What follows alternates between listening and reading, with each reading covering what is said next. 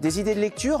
Mais on en parle avec Amandine. Bonjour Amandine. Bonjour Christophe. Comment ça va? Ça va bien, merci. Je suis content de vous recevoir à nouveau. Mais moi Vous aussi, êtes je suis- libraire à Saint-Thirier-la-Perche. Les oiseaux livrent, comme j'aime ce nom de librairie. Et comme ça fait du bien d'aller dans votre librairie, plutôt que d'aller dans des grandes enseignes qui se sont installées à Saint-Thirier-la-Perche. Quoi, j'ai le droit de râler un peu le matin, non? Tant que c'est vous qui le dites, c'est parfait. Je le répète, il vaut mieux aller chez les libraires que dans les grandes enseignes.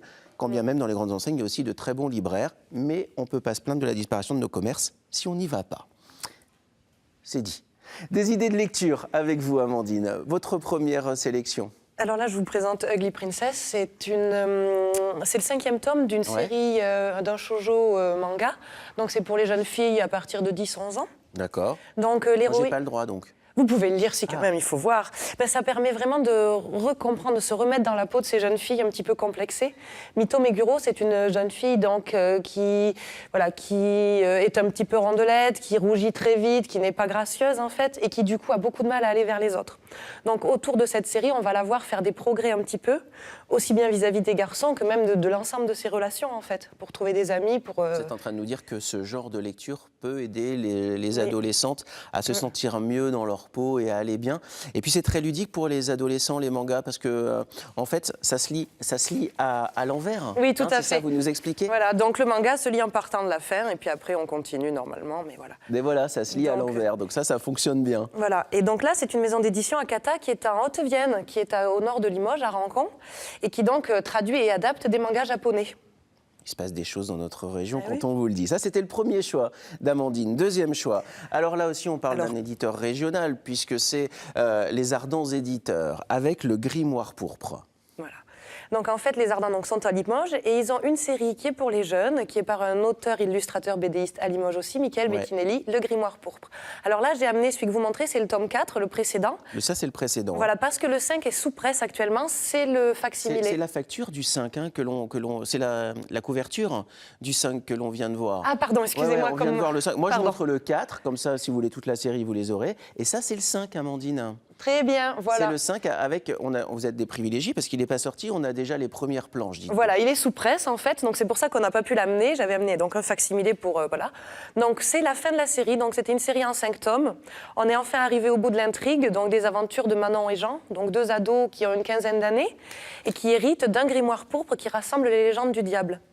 Donc la propriété de cette série donc là, c'est que on visite le Limousin et des endroits emblématiques comme Collonges-la-Rouge, les Pierres Jaumâtres, et le dernier se passe dans le vieux Limoges. Donc on trouve. Le précédent, il y avait une petite escapade dans le musée de la porcelaine de Limoges. Hein. Tout à fait.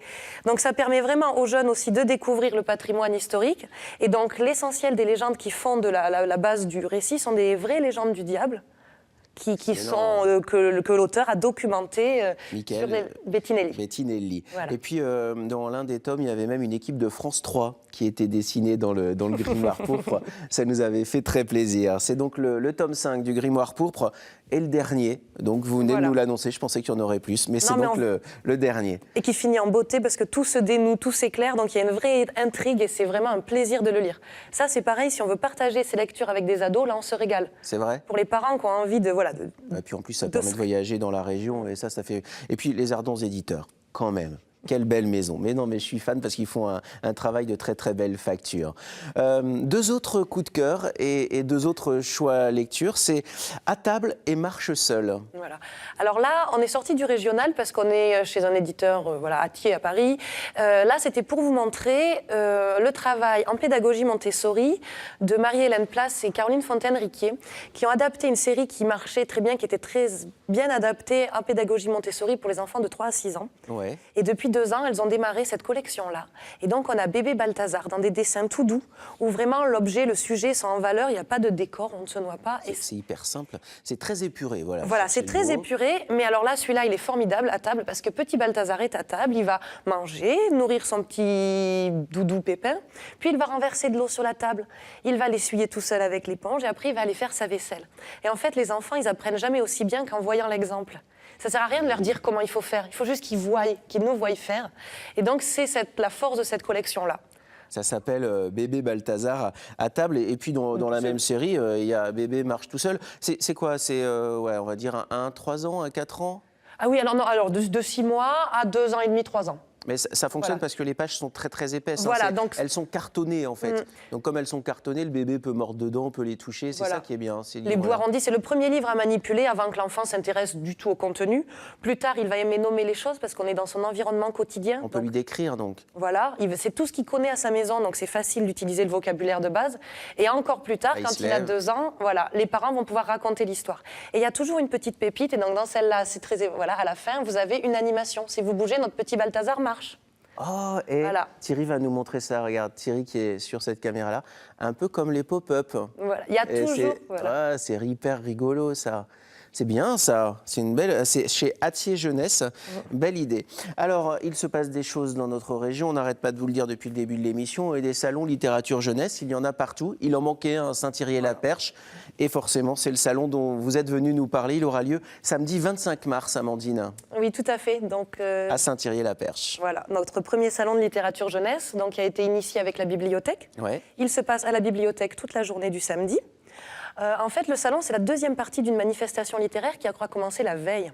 Parce que le vendredi 24, les 10 auteurs interviennent dans 32 classes sur toutes les communes environnantes. Donc, ils vont toucher à peu près 750 enfants de 6 mois, parce que nous avons Caroline Fontaine-Riquier qui vient. Ah, vous pouvez... ah, super, on pourra la rencontrer devant le salon. Voilà. Génial. Elle va rencontrer déjà les assistantes maternelles et les animatrices de la crèche, par exemple. Pour présenter son travail, voilà. etc. C'est et chouette, après, ça. 3 classes de grande section CP. C'est de 9h à 18h à Saint-Thierry-la-Perche. Le samedi, ça. Saint-Thierry-la-Perche, et ça s'appelle Liriez-vous.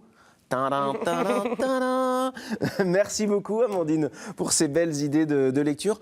Et puis bon salon, puisque c'est le premier. Merci beaucoup pour tous ces partages.